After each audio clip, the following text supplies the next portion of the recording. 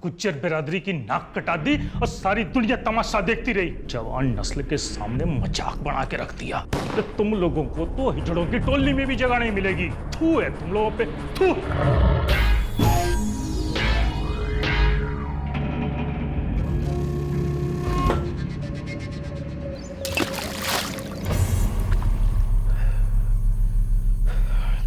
धुल गए पाप। अब कोई कुछ बोल के दिखा दे। अब देखते ना राजपूतों के पिछवाड़े में कितना दम है। साले हम गुजरों को नीचा दिखाना चले थे, मिल गया जवाब सालों को। आज टिफिन में तुम्हारी फेवरेट पालक पनीर रखी है। क्या बात है भाई, आज इस स्पेशल डिश की स्पेशल वजह? सिर्फ 5,000 रुपए चाहिए। क्या जान सकता हूँ मैं कि शॉपिंग किस चीज़ की हो रही है? शिमला के 2 टिकट्स और होटल रूम्स। शिमला? शिमला कौन जा रहा है भाई? हम दोनों। हमारी 4थी वेडिंग एनिवर्सरी है, भूल गए ना तुम?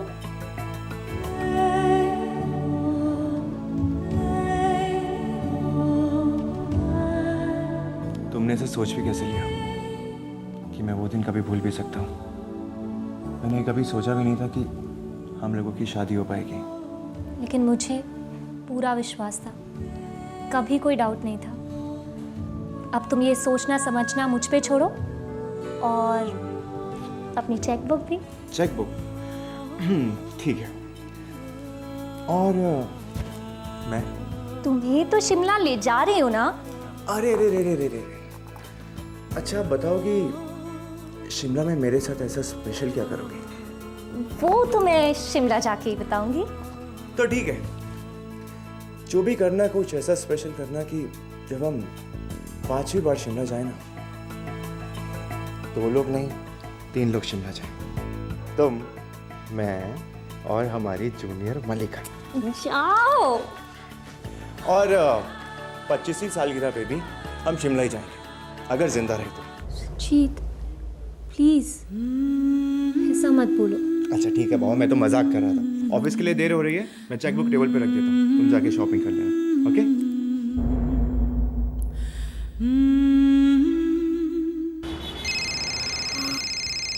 हेलो, नमस्ते जय जी। हाँ पुलकित, कैसा है? बड़े दिन हो गए थे, दीदी से ना बात हुई, आपसे भी बात नहीं हुई। हाँ काफी दिन हो गए। और सुना?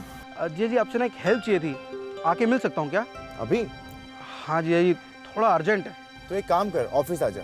जीजा जी, मैं ना अशोक विहार फेज 2 में हूँ। तो वो तो मेरे ऑफिस के रास्ते में पड़ता है। हाँ जीजा जी। तो एक काम कर, वहीं वेट कर, मैं तुझे जाके पिक करता हूँ। मैं वेट कर रहा हूँ आपका।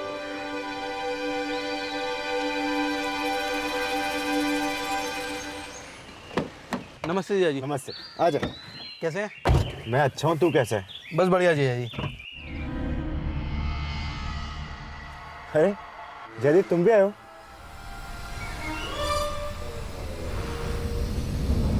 तो क्या कर रहे हो यार? ठोक दे कुत्ते को।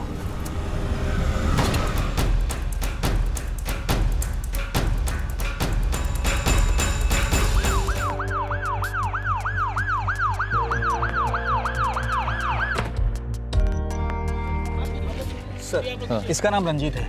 इसके घर का एड्रेस और टेलीफोन नंबर इस कार्ड पर है।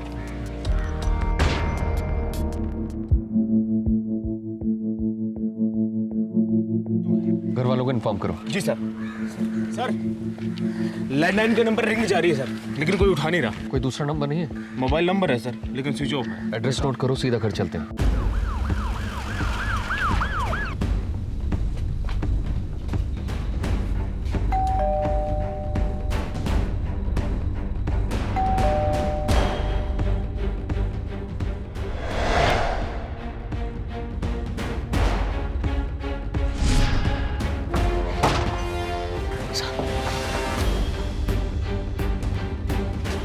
चेक करो यार। जी सर।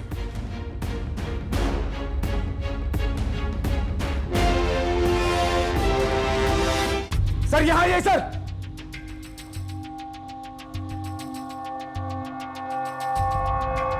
कातिल वही होगा सर। गोली या कारतूस दोनों में से एक तो मिलना चाहिए। सारा घर छान मारो और मुझे फिंगरप्रिंट्स भी चाहिए। लॉकर वॉकर सब चेक करो। दोनों गोलियां नज़दीक से चलाई गई, दोनों की मौतें भी तुरंत हुई, ऑन द स्पॉट। दोनों गोलियां एक ही बंदूक से चली होंगी? बिल्कुल, ना कोई झड़प, ना कोई मारपीट, न ही रंजीत की तरफ से और न ही मिसेज रंजीत की तरफ से। तब तो ये चोरी का मामला नहीं लगता है। कातिल इन दोनों को जानता था। वैसे क्या टाइम डिफरेंस रहा होगा इन दोनों की मौतों में? यही कोई आधे घंटे 40 मिनट। रंजीत की बॉडी जिस कार से मिली है वहां से रंजीत का घर भी आधा घंटा की दूरी पर है। सर, रणजीत और मल्लिका दोनों वजीरपुर के रहने वाले हैं। इन दोनों की फैमिली को इन्फॉर्म कर दिया है, बस बॉडी क्लेम करने आते ही होंगे।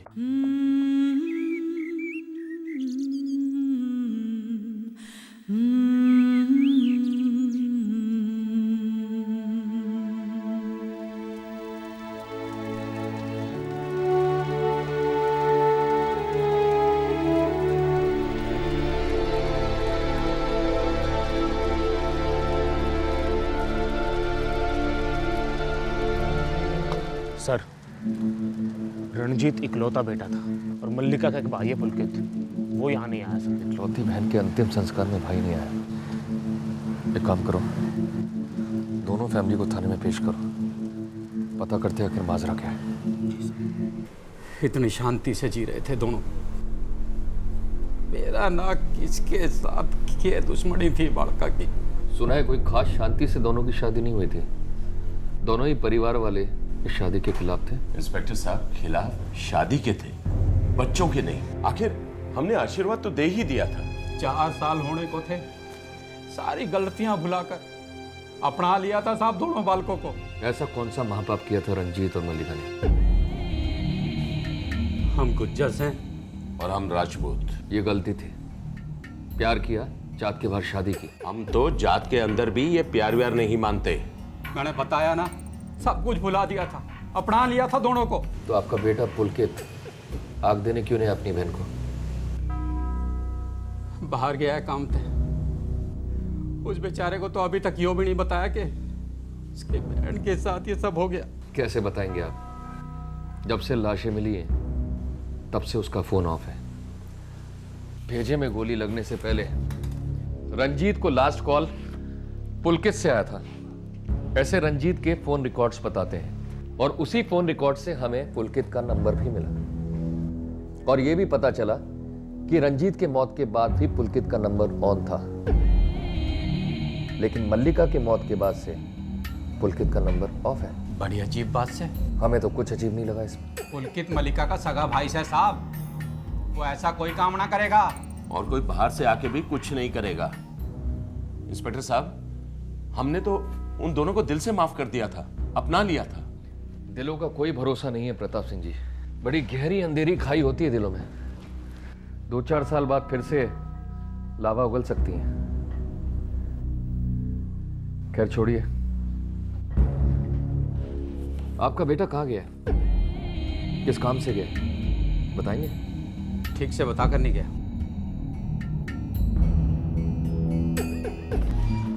सर, मल्लिका के फोन रिकॉर्ड चेक किए सर। इसमें आखिरी नंबर उसकी चचेरी बहन रोमा का है सर। रोमा कहाँ रहती है? सर, वो दिल्ली में रहती थी, लेकिन उसका फोन बंद है सर। उसके घर कहते हैं, लेकिन ताला बंद है सर। उसके साथ और कोई रहता है? वो अकेली रहती थी दिल्ली में। उसकी पूरी फैमिली वजीरपुर में रहती है सर। मल्लिका के पिता का छोटा भाई है रोमा का पिता वीरेंद्र सर।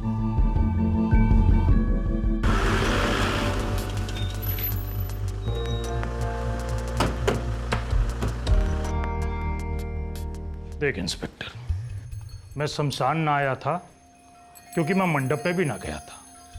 मैं उस शादी के सख्त खिलाफ था और आज भी खिलाफ हूं। जात के खातिर? जात के अलावा है के? हाँ? अरे गुज्जर बिरादरी की छोरी राजपूता के घर चली गई, इसका मतलब आपके समझोगे? मैं सिर्फ कानून की भाषा समझता हूं वीरेंद्र जी, और इस देश का कानून जातिवाद को जुर्म मानता है। खैर छोड़िए, आपकी बेटी रोमा का है? मने ना बेरा। और आपकी दूसरी बेटी खुशी? अरे मैंने कहा ना, मने ना बेरा। आपकी 2 जवान बेटियां गायब हैं और आपको कुछ पता नहीं। मैं उन्हें अपनी बेटियां ही नहीं मानता। जब से उन दोनों ने मेरे बड़े भाई की बेटी मल्लिका से बेशर्मी ओढ़ी है, मैंने उनसे कोई नाता ही नहीं रखा। लेकिन आपका बेटा जयदीप, उसने तो नाता रखा है। 3 दिन पहले उसने रोमा से बात की थी। वही होगी बात है। की होगी नहीं, की है। जयदीप कहाँ है? खुद ही ढूंढ ले। अच्छा, हम उसे खुद ही ढूंढ लेते हैं। लेकिन एक बात याद रखना, छुपने वाले को हम अपने तरीके से ढूंढते हैं, फिर मेरे सामने आकर रोइएगा मत। राम राम। चल राजदीप। बड़ा पेचीदा मामला है। रंजीत और मल्लिका के माँ बाप ने शादी को स्वीकार लिया, लेकिन मल्लिका का चाचा वीरेंद्र, इसने जहर नहीं थूका। और सर मल्लिका का भाई पुलकित और रोमा का भाई जयदीप दोनों लापता। रोमा का भी कोई कांटेक्ट नहीं। अजीब फैमिली ड्रामा है। चाँद के बाद शादी हुई, अब 4 साल बाद इस बात को कुरेदने का क्या मतलब? मुझे तो लगता है कि रोमा कुछ ना कुछ तो जानती होगी, तभी उसे गायब किया गया है। तुम एक काम करो दीवान, वजीरपुर को तुम अच्छी तरह छान डालो। रोमा, रंजीत और मल्लिका, इन सब की कहानी का हर पन्ना छाप दो, क्योंकि इन्हीं पन्नों से हमें इस केस का सुराग मिलेगा।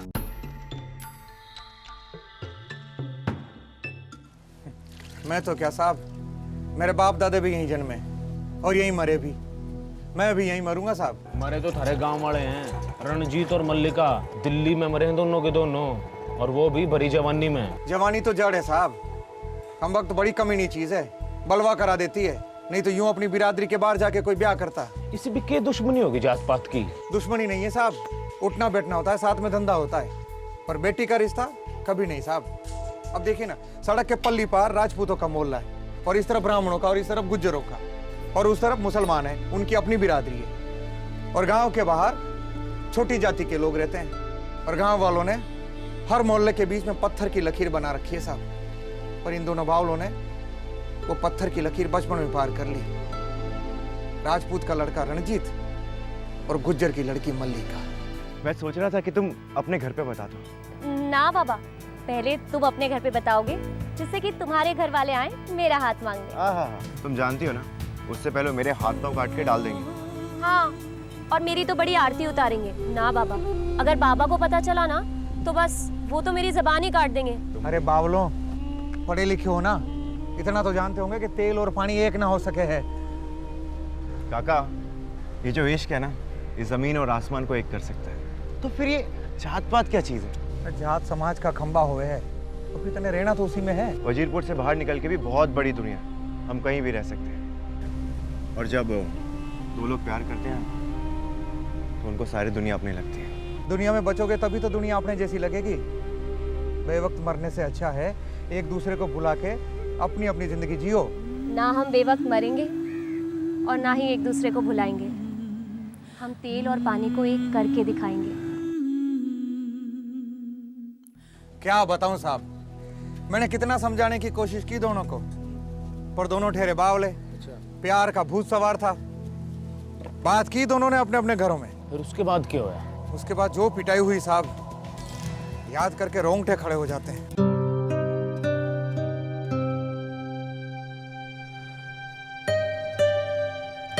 ये तुम्हारी आखिरी चाय, इसके पैसे भी मत देना और चलते बनना। अरे देख क्या रहे हो बावलों, तुम्हें यहाँ मेरी दुकान पर किसी ने बैठे देख लिया तो तुम्हारे साथ साथ मुझे भी जिंदा जला देगा। खत्म कर लो चाय और खत्म कर लो किस्सा और चलते बनो।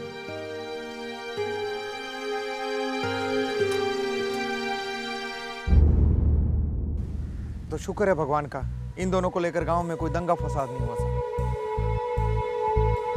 पर शादी तो हुई है ना?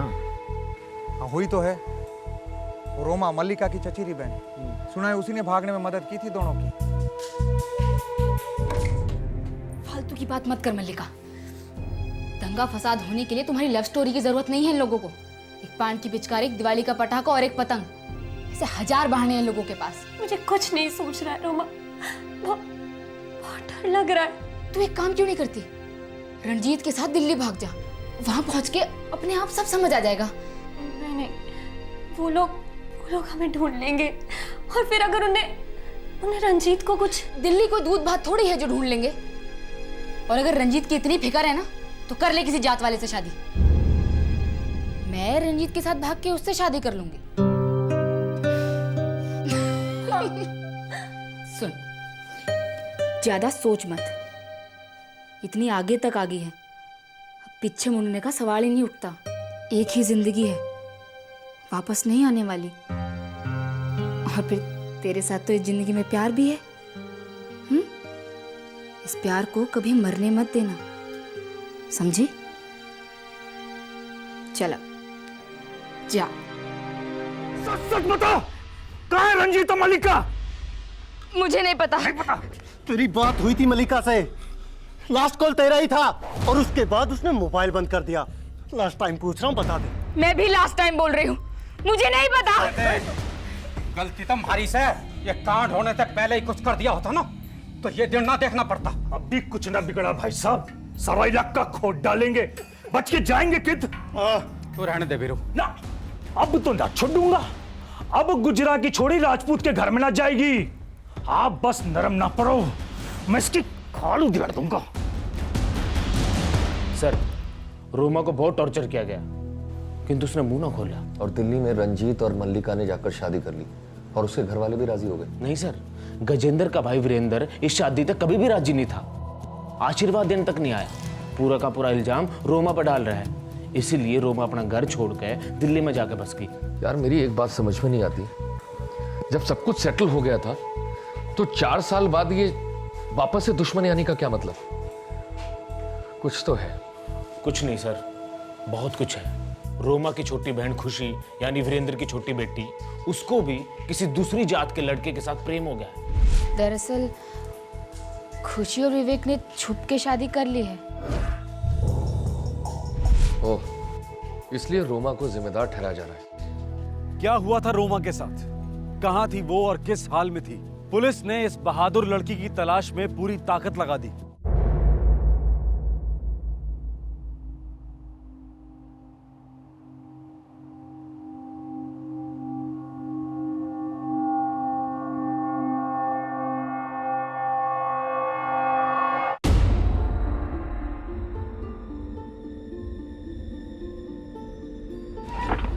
सर, पीसीआर 6 से एक इंफॉर्मेशन आई है सर, एक लाश मिली है जिसकी सूरत बिल्कुल रोमा से मिलती है सर।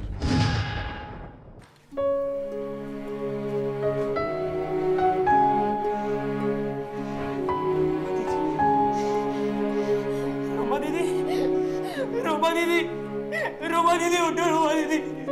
बेटा, रोमा दीदी उठो ना। नहीं बेटा, इधर आ बेटा। उठो दीदी, दीदी, दीदी।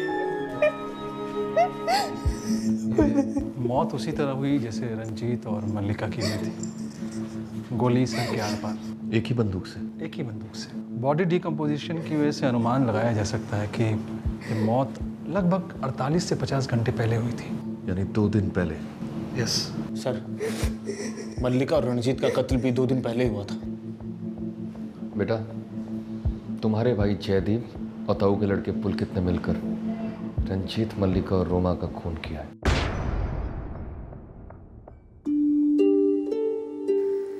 राजू, मुझसे वादा कर, जयदीप जैसे कभी भी स्कूल नहीं छोड़ेगा, पढ़ेगा, लिखेगा। जी दीदी, प्रॉमिस। और औरतों से तमीज से पेश आएगा, कभी हाथ नहीं उठाएगा।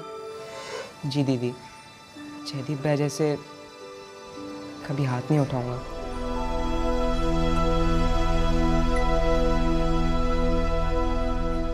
मल्लिका दीदी की बात को लेकर पापा पहले से ही गुस्सा थे रोमा दीदी से, और जब उन्होंने खुशी की मदद की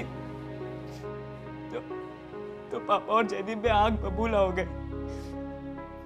वो खुशी की मॉडलिंग और उसका बॉयफ्रेंड दोनों के सख्त खिलाफ थे। ये रोमा मेरी बेटी नहीं, नागन है, नागन है। से मल्लिका वाले किस्से के बाद ही इसका सर कुचलकर मार देना चाहिए था। ये शादी नहीं होने देनी चाहिए थी पापा। उस रंजीत को अलग करके उसकी एक एक हड्डी तोड़ देनी चाहिए थी। चाचा जी, यो क्या सुन रहा हूं मैं?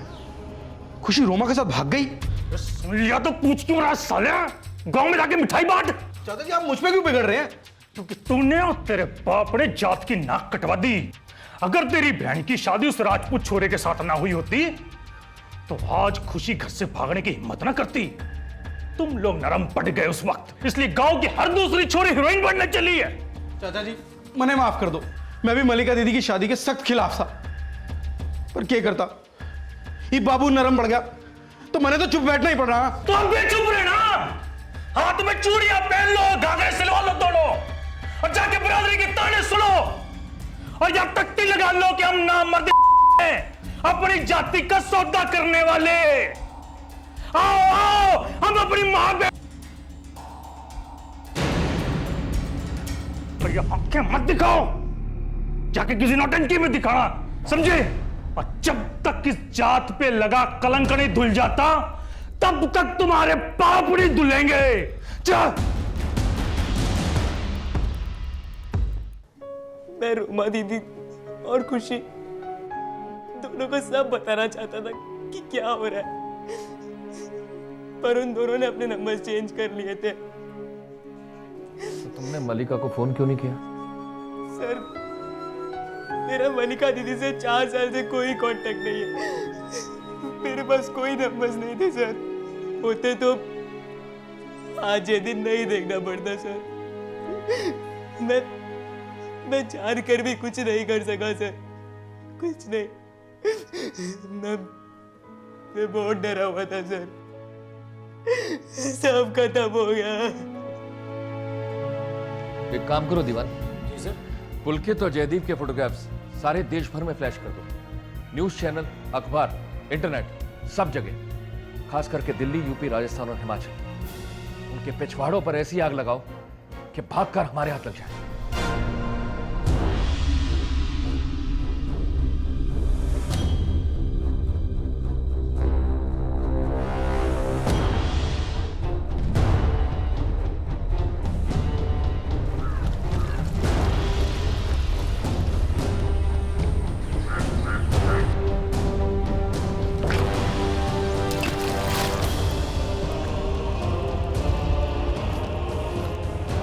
धुल गए पाप, मिट गया कलंक, इतिहास बनाने चले थे और खुद ही इतिहास हो गए। और इस इतिहास को साला याद ही कौन रखता है?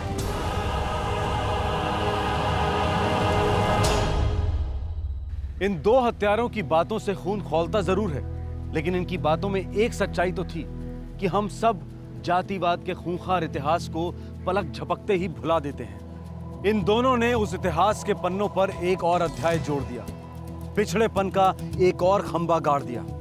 शिमला में मेरे साथ ऐसा स्पेशल क्या करोगी? वो तो मैं शिमला जाके ही बताऊंगी। तो ठीक है, जो भी करना कुछ ऐसा स्पेशल करना कि जब हम 5वीं बार शिमला जाए ना, 2 लोग नहीं 3 लोग शिमला जाए। तुम, मैं और हमारी जूनियर मल्लिका। अगर मल्लिका और रंजीत की जान बच गई होती तो उनके होने वाले बच्चे इतिहास रचते। वो ना गुज्जर होते ना राजपूत, वो बस इंसान होते जो सभी इंसानों को एक मानते। पर सच्चाई ये है कि वो इस दुनिया में आएंगे ही नहीं, क्योंकि मोहब्बत की हत्या कर दी गई थी।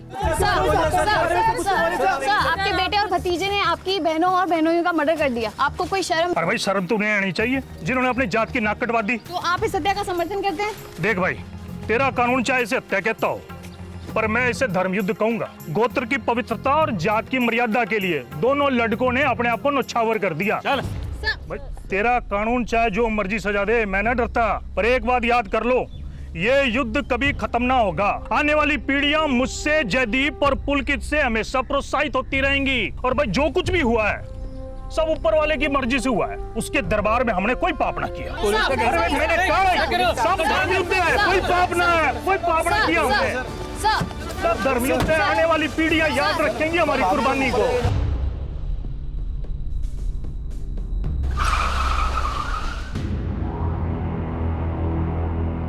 का जाम लग रहा भाई। हाँ, अरे जयदीप, ओ भाई, हम तो फेमस हो लिए और ये लगता है ये भी मारले खड़े हैं। डर लग रहा है मेरे भाई को। भाई, रत्ती भर भी ना, बस एक ही बात का दुख है कि खुशी और विवेक दोनों मरने से बच जाएंगे। और सर जी, अरे हमें ढूंढने में क्यों अपना पसीना बहा रहे हो? हम लोग तो खुद ही आ गए आपके सामने। चलो, कहाँ चल रहा है? सर जी, एक भी सवाल पूछने की जरूरत ना है, सारी स्टोरी बता देंगे वर्ड टू वर्ड। सर जी, जयदीप भैया को मैं लेकर गया था रंजीत से मिलाने के लिए।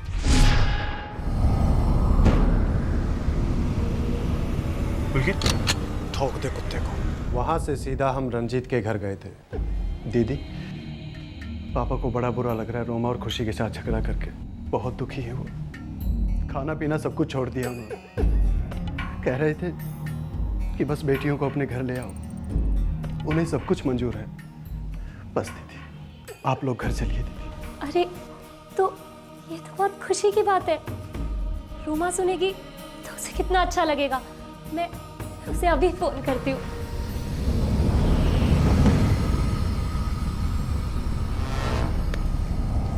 भैया,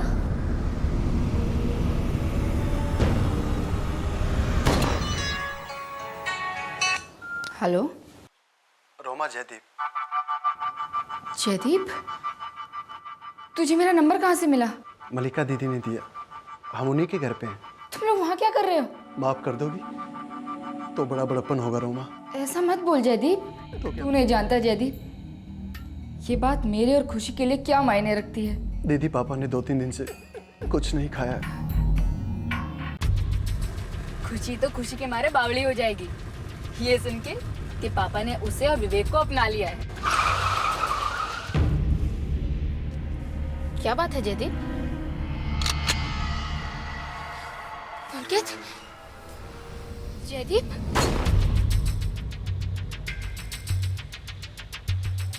बस खुशी और विवेक रह गए। रह गए? किस चीज से रह गए? आप तो जानते हैं ना सर जी, लेकिन फिर भी बता देते हैं। वो दोनों रह गए मरने से हमारे हाथों, और हम रह गए उनके सर में गोली मारने से।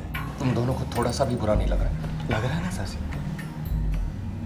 बहुत बुरा लग रहा है। मर जाते तो सुकून मिलता। हमारी इज्जत का सवाल था। बस यो ये कसर रह गई। तुम लोगों की सगी बहन थी, तुम लोगों को राखी बांधती थी, तुम लोगों से रक्षा की उम्मीद रखती थी। अरे उम्मीद तो हम भी रखते थे, पर जात की रक्षा कौन करता? क्या जात, क्या समाज, क्या इज्जत? हाँ? तुम लोगों की सिर्फ एक ही जात है, और वो है अपराधी की जात। और तुम लोगों की इज्जत तुम दोनों की अब फांसी के फंदे पर लटकेगी। ओ सर जी, मुकदमा तो चलने दीजिए, फिर देखते हैं हमारी जात से कौन टक्कर लेता है।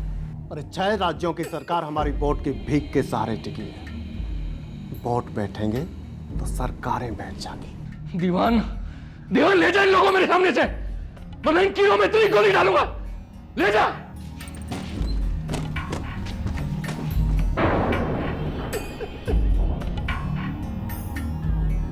कोर्ट में पुलकित अपने स्टेटमेंट से मुकर गया, ये कहकर कि वो साजिश में शामिल तो था, लेकिन उसने खुद किसी को नहीं मारा। खुशी और विवेक को पुलिस प्रोटेक्शन दी गई है, पर यह पुलिस प्रोटेक्शन कब तक चलेगी? जिंदगी भर? क्या गारंटी है इस बात की कि वो दोनों किसी और जातिवादी सिरफिरे का शिकार नहीं होंगे? हमारे देश का संविधान और कानून बिना दो राय के जातिवाद और इस तरह की हत्याओं का हर तरीके से खंडन करता है। फिर हमारे पॉलिटिशियंस और प्रशासन इस तरह की लाचारी का प्रदर्शन क्यों करते हैं? और कितने मासूम लोगों की हत्याओं को नजरअंदाज करेगी ये वोट बैंक पॉलिटिक्स? सामाजिक सुधार और एजुकेशन तो चाहिए ही चाहिए, लेकिन उससे भी ज्यादा जरूरी है एक लोहे का हाथ जो जातिवाद के जहरीले सांप के फन को उठने ही न दे। आपसे फिर मुलाकात होगी। अपना ख्याल रखें, सुरक्षित रहें। जय हिंद।